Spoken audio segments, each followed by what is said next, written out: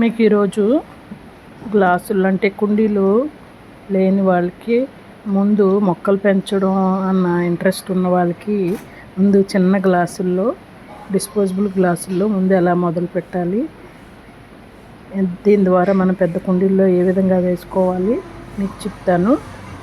నాకు అన్ని కుండీలు లేవండి అన్న వాళ్ళు ముందు ఈ విధంగా గ్లాసుల్లో వేసుకొని స్టార్ట్ చేయండి.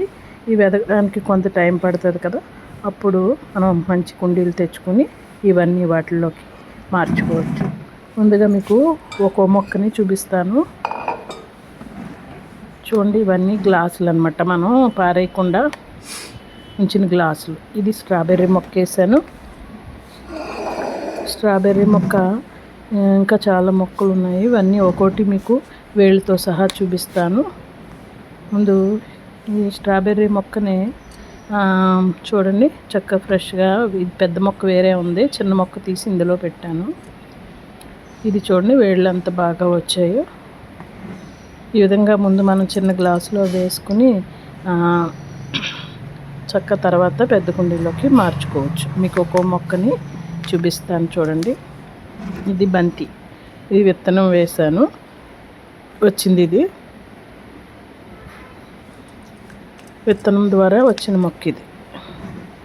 ఇది కూడా చక్కగా వేళ్ళు ఎంత ఫ్రెష్గా ఉన్నాయో చూడండి.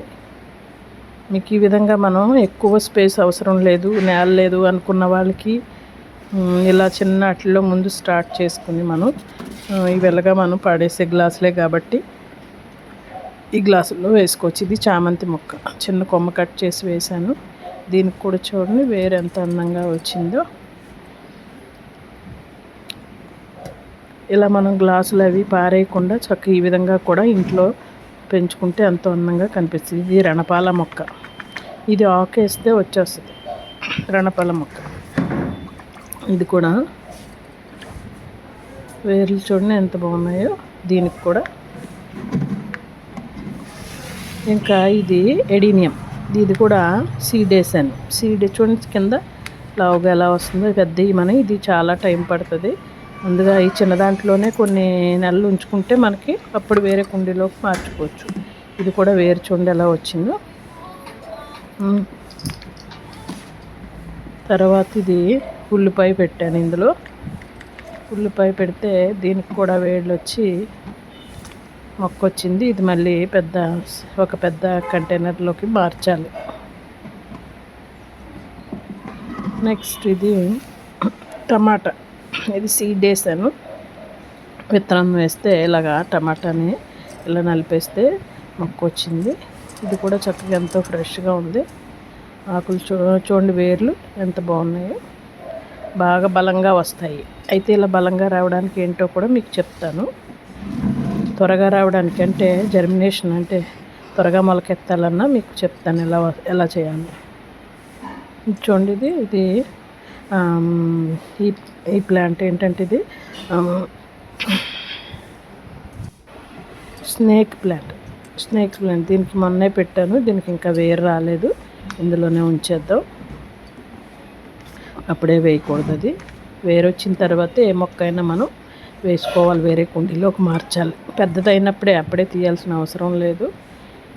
దీంట్లో మట్టి ఉంది కాబట్టి ఉన్నవాలి. ఇది పీస్ లిల్లీ కాదు, ఇది ఏంటంటే స్పైడర్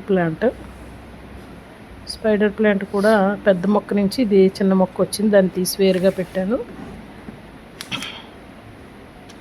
ఇకపోతే ఇది పుదీనా కట్ట తీసి 2 కొమ్మలు దీంట్లో పెట్టాను. పెట్టినప్పుడు వచ్చింది పెద్ద ఆకులు అని చెప్పి బాగున్నది ఫ్రెష్గానే.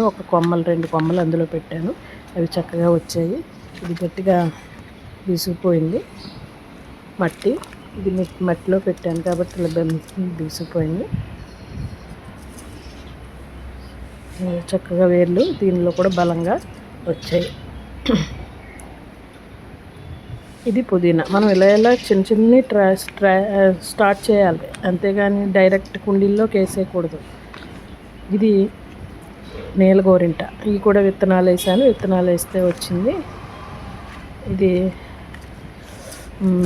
ఇది కూడా చూడండి చిన్న పక్కన కలుపు మొక్కలు కూడా వచ్చేసాయి.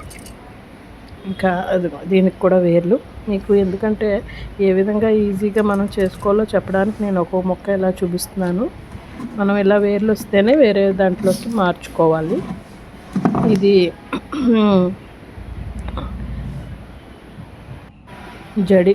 JD plant. ఇది పెద్ద మొక్క ఉంది, అందాక కొమ్మ కట్ చేశాను, ఇంకా వేళ్ళు రాలేదు. దీన్ని కూడా కొన్ని రోజులు ఇందులోనే గ్లాస్లోనే ఉంచేద్దాం.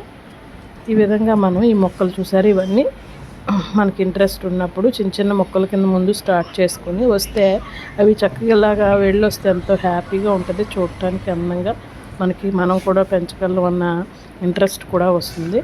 ముందు ఇలా స్టార్ట్ చేసిన తర్వాత ఇలా పెద్ద కుండీలు తీసుకుని, మీడియం కుండీలు, ఇలా హోల్స్ కంపల్సరీ ప్రతి మొక్కకి ఉండాలి, తీసుకుని చక్కగా ఇందులో మట్టి వేసి ఇందులో వేయాలి. అయితే ఇవి త్వరగా జర్మినేషన్ ఎలా రావాలి, మాకు రావట్లేదండి అంటే ఏ మట్టి పెడితే మట్టిలో పెట్టేస్తే ఏది జర్మినేషన్ అవ్వదు, మొలకెత్తదు. మనం ఏం చేసుకోవాలంటే అప్పుడు ఈజీగా త్వరగా మొలకెత్తాలంటే ఇందులో కోకోపిట్ తీసుకోవాలి. కోకోపిట్టు మనకు అమ్ముతారు, కేజీ 10 రూపాయలు. ఇది కోకోపిట్ అయితే త్వరగా జర్మినేషన్ జరుగుతుంది, విత్తనాలు వేసుకున్న త్వరగా వస్తాయి. అంతేగాని బంకమట్టిలో వేసేస్తే రాదు. అలా కాకుండా ఇసుకలో కూడా పెట్టుకోవచ్చు. ఈ విధంగా మనం వేసుకోండి. Thank you.